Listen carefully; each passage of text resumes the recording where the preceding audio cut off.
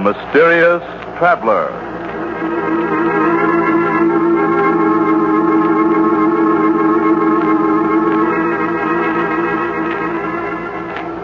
This is the mysterious traveler, inviting you to join me on another journey into the realm of the strange and the terrifying. I hope you will enjoy the trip, that it will thrill you a little and chill you a little. So settle back and get a good grip on your nerves, if you can. Where are we going? Why, tonight we're going on a little excursion into the realm of pure imagination. You've all heard the old saying, believe in a thing enough and it'll come true. Well, just suppose many people came to believe in something that couldn't possibly be real. Such as an artificial monster growing in a scientist's laboratory. What would happen? Well, if you want to know what might happen, listen to the story I call If You Believe.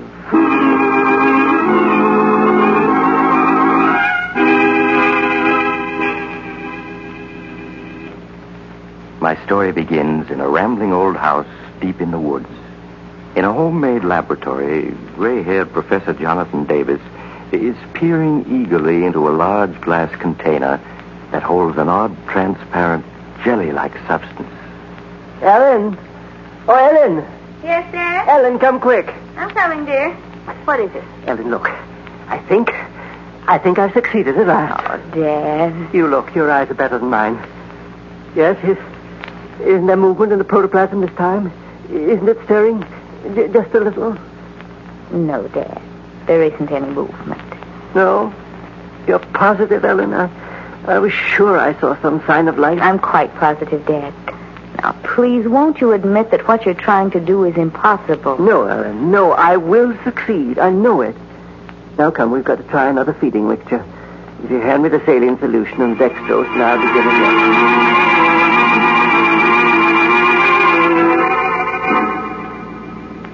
But while Professor Davis labored in his lonely seclusion to make a lifelong dream come true, something that was to affect him vitally was happening in the editorial room of the largest newspaper in the nearby city.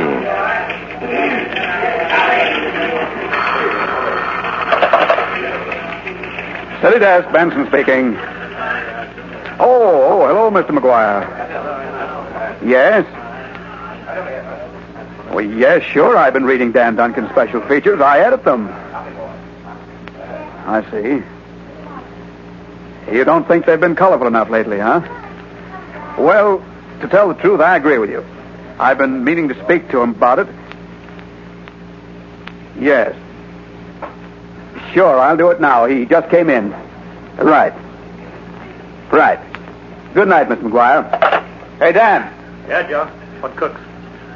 The big boss just phoned down. What's he want? Well, frankly, he thinks you're slipping. McGuire thinks I'm slipping.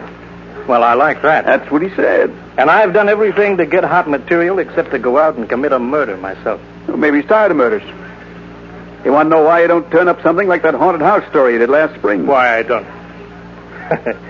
That was a good story, wasn't it? There was a honey. Yeah.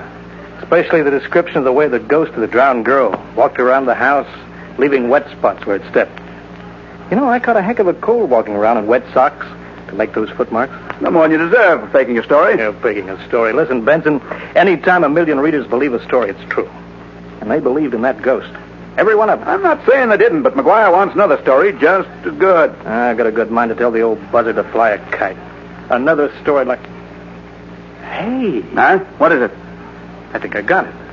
Hey, Ted. Ted Jones. Oh, yeah, Dan? Front and center. Oh. Yeah, what is it, Dan? All right, dump your camera on the desk and sit. Okay.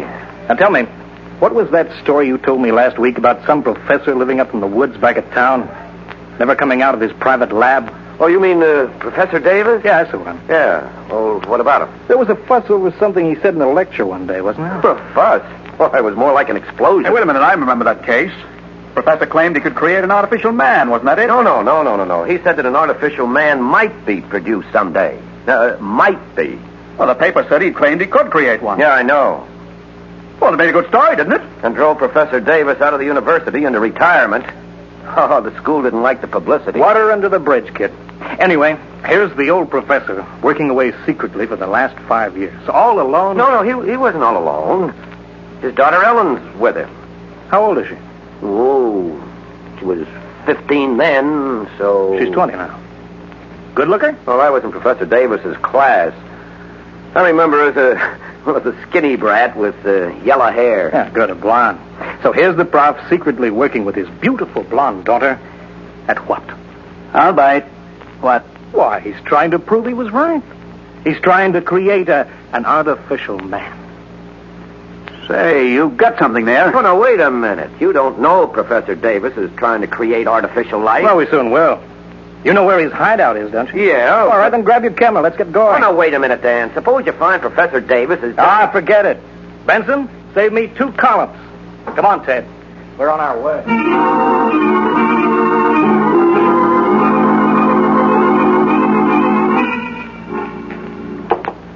There, Ellen. It's done. Now we must warm it ever so gently. It'll stay at blood heat until morning. And then, Ellen... Oh, I hope so, Dad, but... Darling, if you fail again, won't you please promise me to stop trying to create this artificial protoplasm? Well, we'll talk about that in the morning. Now, oh, who could that be? I'll go see, Dad. Yes? I'm Ted Jones, Miss Davis. I don't suppose you remember me. Ted Jones. Oh, you were one of Father's students, weren't you? Yes, that's right. I'm a newspaper photographer now. Could we come in? I have a friend with me, a reporter. Ellen, who is it? Newspaper men, Dad. They want to see you. Newspaper, then don't let them in. Send them away. All right, come now, Professor. We just want to ask you a couple of questions, but we can talk better inside, so... There. Now we can talk like friends. Hey, but Dan, we weren't invited in. How dare you force your way in here? Get out, both of you. Please go. Dan, come on. Professor Davis doesn't want to talk to us. Keep your shirt on, Ted. Just a couple of questions, Professor. Now, isn't it true that hidden away here you're creating artificial life? I won't answer your questions. You just print more lies and ruin everything I'm trying to do. Then you are creating artificial life, huh? Young man, Tell me how far you've gotten. You figuring on springing an artificial man on us one of these days? You fools. While I still struggle to create synthetic protoplasm, you talk of artificial men. Go before I throw you out. Please go, please. Come on, Dan, we're leaving. Okay, we're going. Thanks for the interview, Professor. Read all about it in tomorrow's Curtain. The imbeciles. What do they know of science? All they want is to cheapen my work. Make it a sensation for the headlines. Please, Father, you must get control of yourself. They've gone now. Yes, dear. Well, they shan't interfere with my work. Well, come, we must adjust the heat. Ellen. Yes, Dad, what is it? Ellen, the mixture's moving. This time I'm sure of it. The protoplasm, it's alive.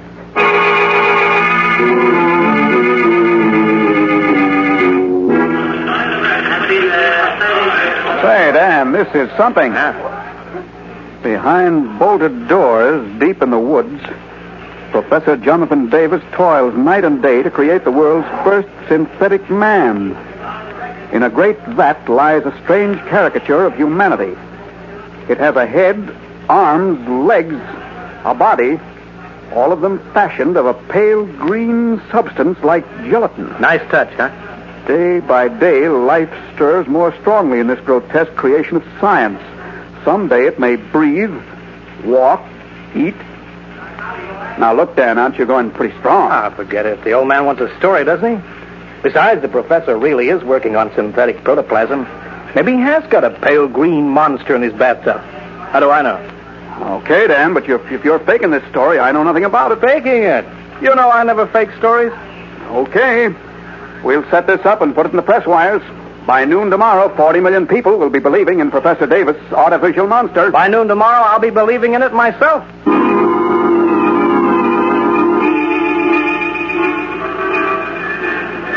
Hey, man, read all about it. Trying to make artificial man. Read all about it. Hey,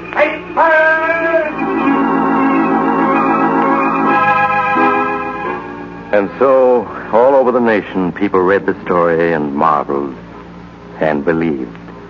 While in the laboratory, hidden in the woods, Ellen, look. This time it is alive. It is. There can be no doubt of it. The liquid is certainly moving, Dad. Yes, see? And the protoplasm is breathing. Listen. You can hear it.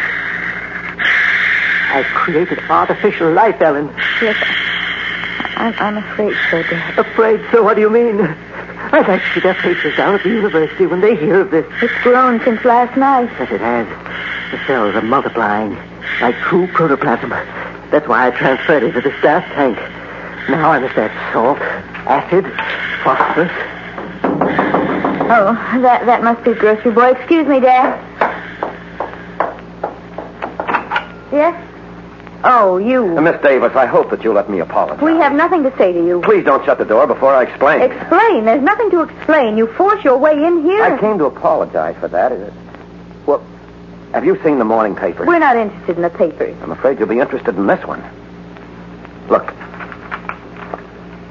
Oh, how outrageous. That story of your father creating an artificial man is in every paper in the country, and I feel I'm to blame, and I want to make up for it. Can't I come in so we can talk? I guess you'd better, Mr. Jones. But Dad mustn't see this paper. Oh, no, of course not.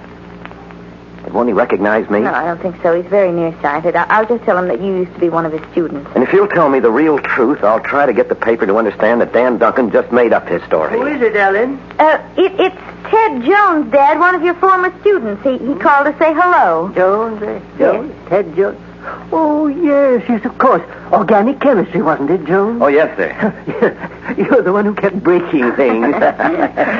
Oh, Jones, I have something here you'd be very interested in. Come and see. Yes, sir.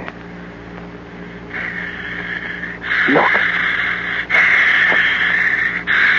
That stuff in the tank. It seems to be alive. It is alive. Synthetic protoplasm, my boy, the first ever created. And it's breathing. Yes, and it's also growing. Life becomes stronger by the moment. It's changing color, Dad. It's becoming a pale green. Yes, growing fast. Very fast. I never dreamed that success would come so completely. Hiya, Ted. I thought I'd find you here. Why, Dan. Dan Duncan himself. Hiya, Professor. What do you want here? Oh, just a few pictures. Shot of you in your lab, so forth. You have the nerve to come here after what you've done. What I've done? You haven't seen anything yet. You and your father are big news now. You're going to be bigger. Dan, you'd better go. Better go. I don't follow you, kid. I said you'd better go. There isn't any story here for you. No story? Hey, what's eating you? Aren't you here to get a follow-up? No, I came here to get the truth.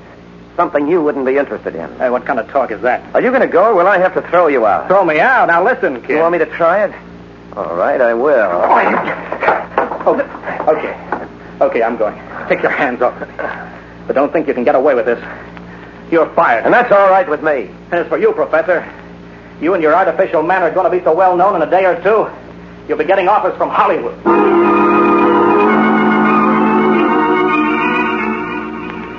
And so, with each edition of the papers, the headlines grew bigger. Every paper, read all about it.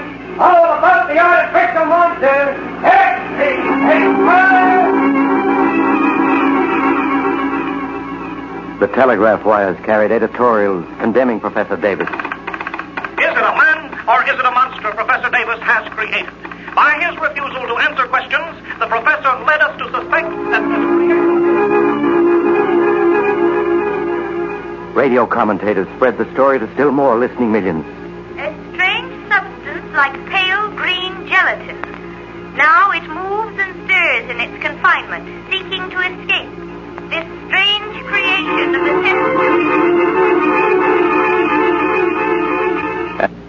And speakers denounced Professor Davis. And I ask you, can science be permitted to venture into these forbidden realms unchecked? Who knows what horror may emerge from the laboratory if we are not careful? This mad thing must be stopped. Stopped!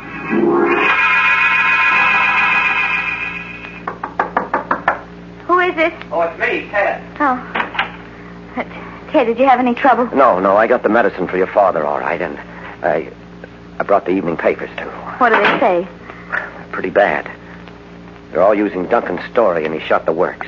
Ted, how can he do such a thing? He's a very plausible writer. He has a knack for making people believe him. If anybody accuses him of lying, he'll just say that he was misled by your father. I see. I'm sorry you lost your job trying to help us. That doesn't matter. I was about ready to quit anyway. How is your father now? He seems to be sleeping quietly. Well, I'm sticking around until he's all right again. Well, you don't have to do that, Ted. I'll make out. If I hadn't gotten into that fight with Duncan, your father might not have had his stroke. No, it was just the excitement. It's his heart, but I know how to take care of him. But, Ted, I'm frightened. About your father? No, about it, the protoplasm. Oh. It's changed just since this morning. It's changed? But how? It's grown and... Well, come on, see for yourself. All right.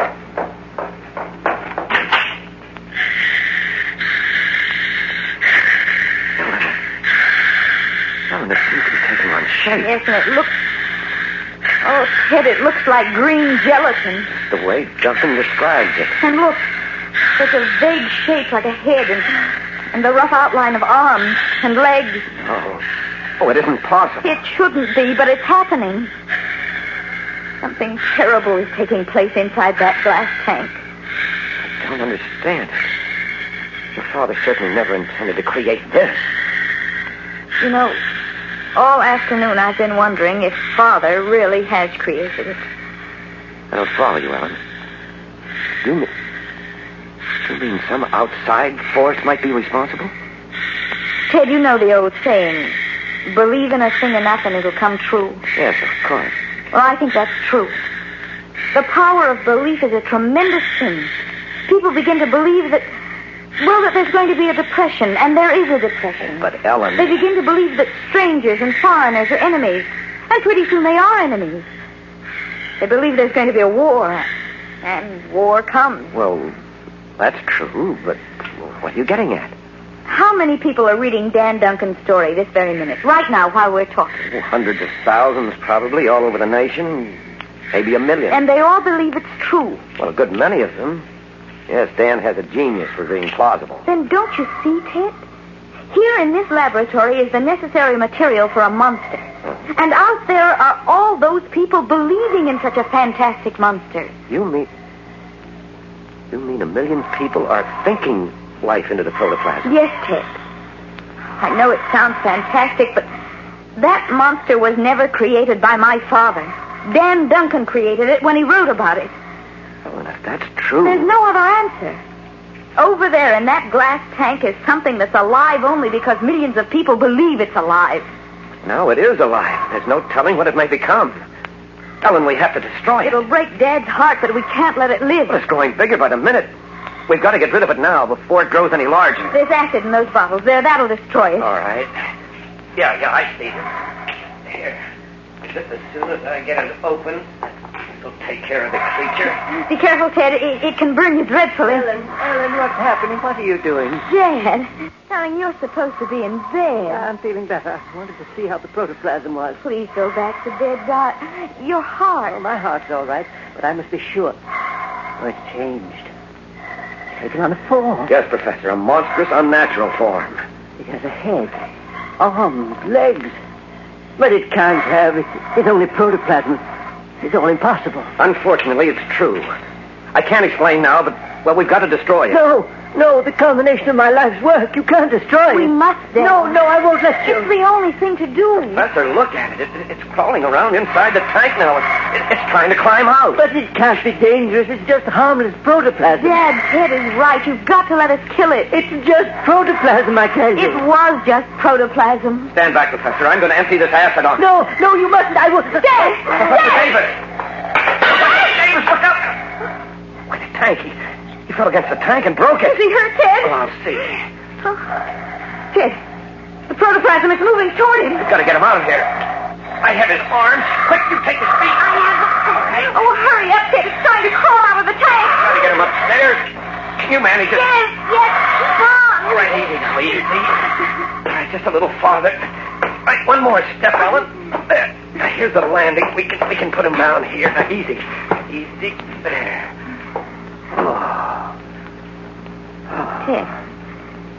Ted, I can't find his pulse. Let me try. Dad? Ted's no use. He's gone. I'm afraid so. His heart failed him. I've always known it would someday. Ted, down in the laboratory. Yes, it's moving. Look, it's gotten out of the tank and it's crawling all around the lab. And the only way out is down those stairs and through the lab. We're trapped up here.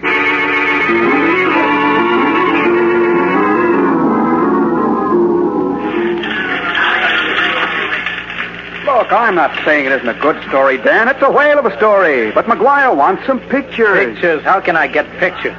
I can't even get into the place. I don't care. Just get them. You want me to bust in the window, I suppose? Let your conscience be your guide. And I know you haven't got a conscience. But make it fast. I want those shots for the late morning edition. All right. I'm going. With a camera in one hand and a bunch of skeleton keys in the other.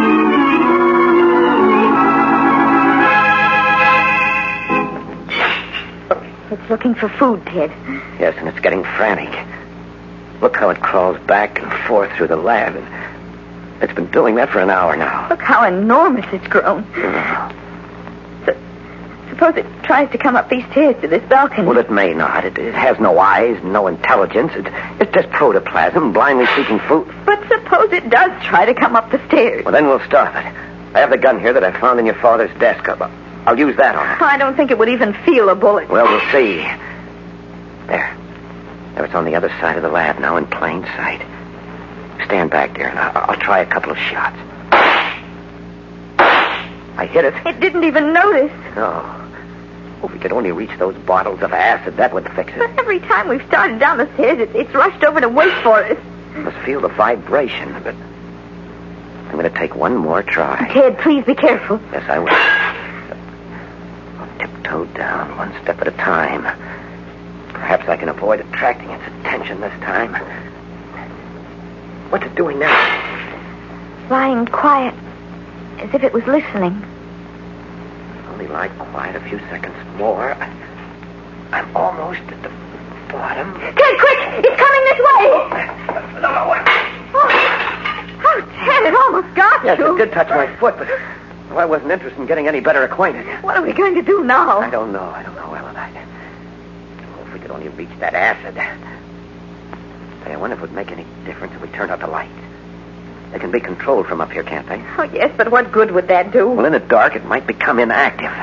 Some elementary organisms are like that. Well, we can try it. Okay, I'll turn out the lights. There. Pitch black now. But it's still moving around. Well, just wait a moment. Listen. What is it, Ted? I heard footsteps outside the house. Footsteps? Just listen.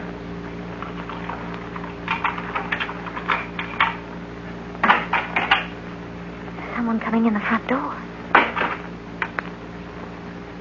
Ted, there's someone in the lab. But who? Good heavens, Ellen. Duncan, is that you, Dan? Dan, answer me. Is that you? Get out, quick! Okay, kid, keep your shirt on. I'm going as soon as I get a picture of this joint. But, Dan, you don't understand. It's loose. Get away, quick! Ellen, turn on that light. Yes, Ted. You can't scare me, kid. I came to get a picture, and I'm going to get it. Run, Dan, run! Ellen, don't look. We got to save him. Quick, Ellen, the ass. Ted, hurry.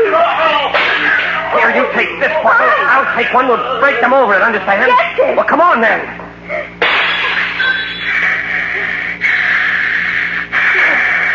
He's gone. Duncan's gone. It's covering him. It's eating him. Ellen, throw your bottle now.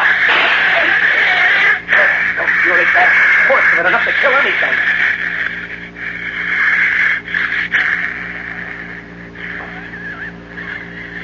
The acid is burning into it. It's killing it. Ellen is dying. It's not moving anymore. It's not breathing either. We've killed it. It's starting to melt away. It's dissolving. Now that it's dead, it's turning back into the liquid it started from. The substance that the belief of millions gave an unreal life to. Well, it's gone back to a liquid now. There's nothing left of it. It's gone as if it had never existed. Except for Dan Duncan. Oh, dear. There's nothing we can do for him, Ellen. He's dead. We created the monster. It's killed him.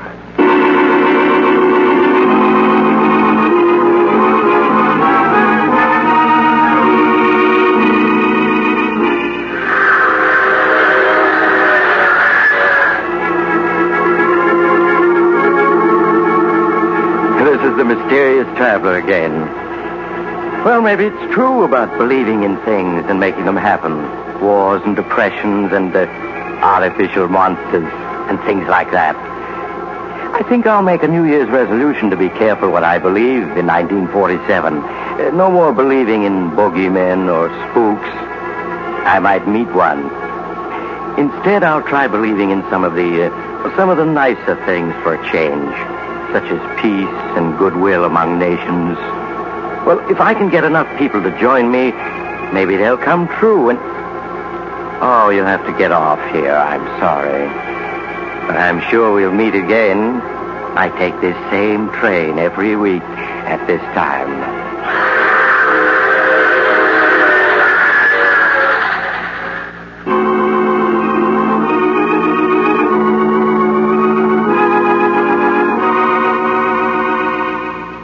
You have just heard The Mysterious Traveler, a series of dramas of the strange and terrifying. In today's cast were Maurice Toplin, Chuck Webster, Louise Fitch, Wendell Holmes, Edgar Staley, and Bill Smith. Original music was played by Doc Whipple. The Mysterious Traveler is written, produced, and directed by Bob Arthur and David Kogan.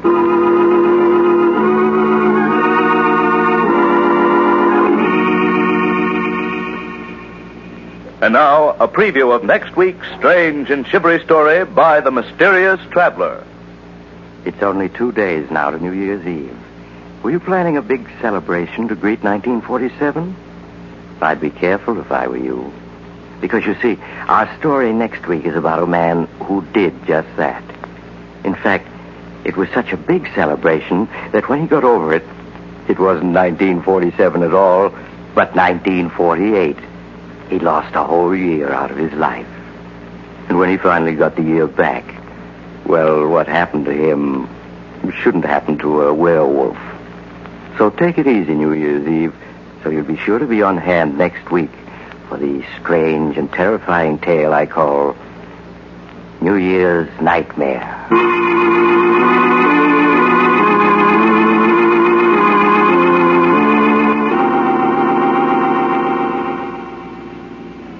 The Mysterious Traveler is presented from our New York studios. Carl Caruso speaking. This is the Mutual Broadcasting System.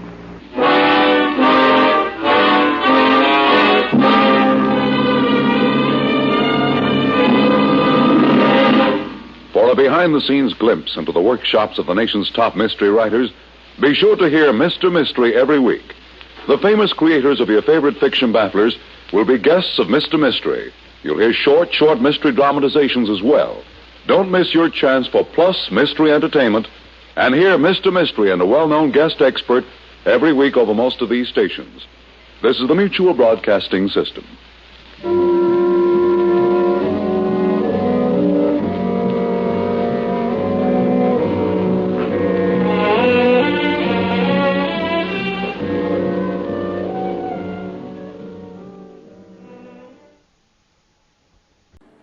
Would you like a shout out? Leave a comment in the section below. Tell me who you want to shout out to, who you want to shout out from, and we'll get it up here for you. Hey, we want to say thanks for tuning in. Please like and subscribe so you don't miss any. You got a lot more of these up there. Go check them out under the playlist. Leave us a comment. Tell us what you want to see, what you think, and we'll see you next time.